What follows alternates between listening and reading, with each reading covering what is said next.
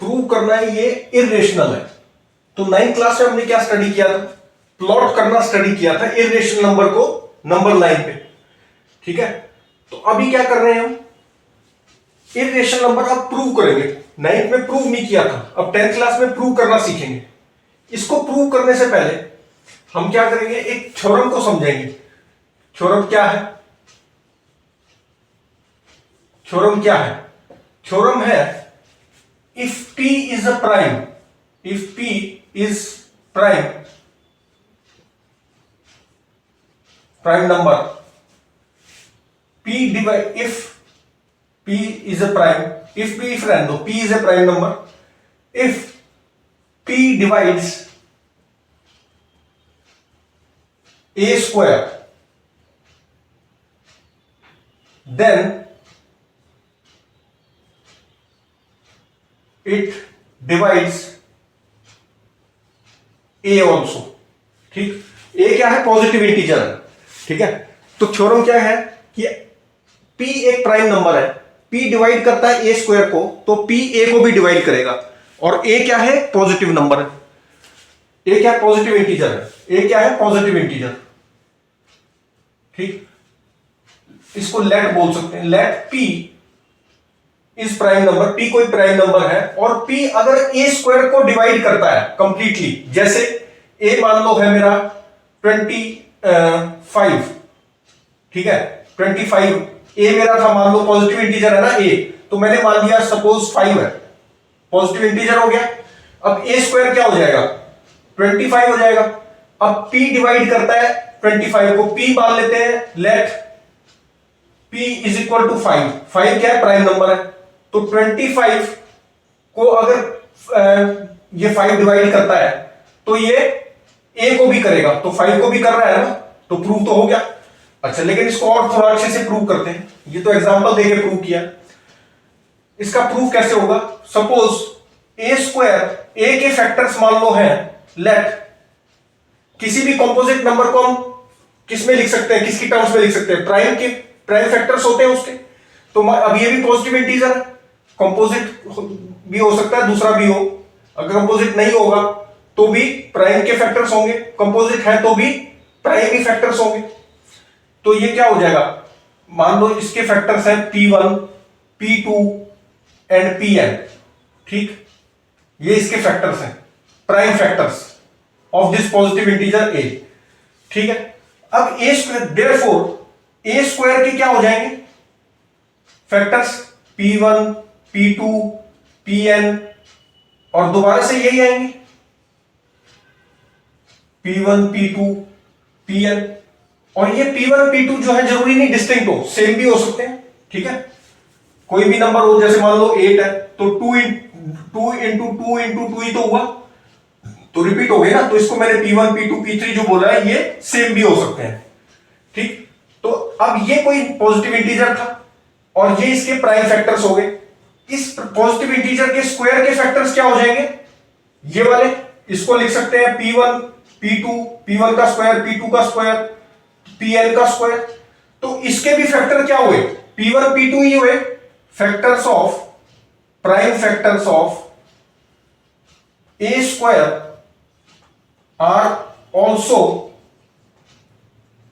Of a, जो a के prime factor है वही a स्क्वायर के निकले। ठीक है, क्योंकि ये क्या थे? 2 बार मल्टीप्लाई हुआ, तो जो a स्क्वायर, a के जो प्राइम फैक्टर थे वही a स्क्वायर के भी हुए। ठीक, आर ऑल्सो सेम, और ऑल्सो सेम भी बोल सकते हैं, same p1, p2, p3 and so on, pn। ठीक, ये फैक्टर। अब गिवन क्या है कि a स्क्वायर को p डिवाइड करता है, a square p divides a square, p divides a square. तो p अगर a स्क्वायर को डिवाइड करता है, इसका मतलब क्या हुआ? p is a factor of a square. कोई नंबर अगर डिवाइड करता है किसी दूसरे नंबर को, तो उसका क्या हुआ? फैक्टर हुआ। जैसे 24 को अगर 4 डिवाइड करता है तो 4 क्या हुआ? फैक्टर हुआ। 6 भी फैक्टर हुआ। तो ये p क्या है? फैक्टर हुआ a स्क्वायर का। तो p इज वन और ए स्क्वायर के फैक्टर्स क्या है, P1 P2 Pn। तो therefore P is one of P1 P2 Pn। P जो है इनमें से ही एक हुआ, और ये जो है ये फैक्टर ए के भी है। इसका मतलब P इनमें से एक है, इनमें से अगर एक है P, तो this implies that P is factor of A also. P is a factor of A, क्योंकि इनमें से ही अगर P है तो A का भी फैक्टर हुआ। तो प्रूव कर दिया हमने कि अगर A स्क्वायर, A कोई पॉजिटिव इंटीजर है और उसके स्क्वायर का अगर P डिवाइड करता है तो उस नंबर को भी P डिवाइड करेगा। P क्या है, प्राइम नंबर। तो ये प्रूफ हो गया। अब इस प्रूफ की जरूरत पड़ जाती है इनको प्रूव करने में, इसलिए ये थ्योरम बताई गई है। ठीक है, थ्योरम क्या कहती है कि अगर किसी पॉजिटिव इंटीजर के स्क्वायर का फैक्टर कोई प्राइम नंबर है तो वो उस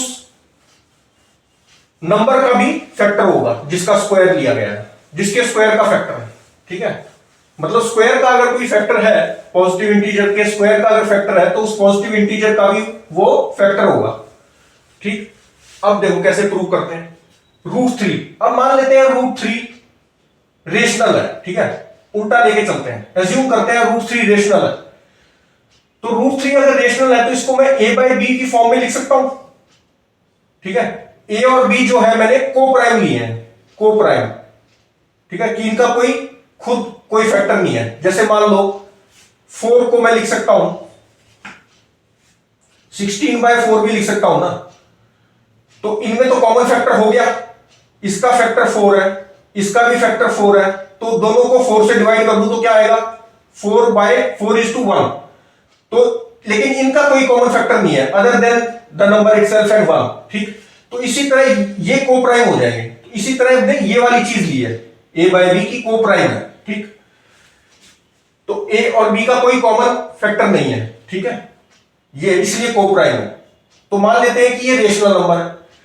अब अगर ये रेशनल है तो इसको मैं लिख सकता हूं √3 b into √3 is equal to a, squaring both sides we get 3b square is equal to a square, ऐसे लिख सकता हूं।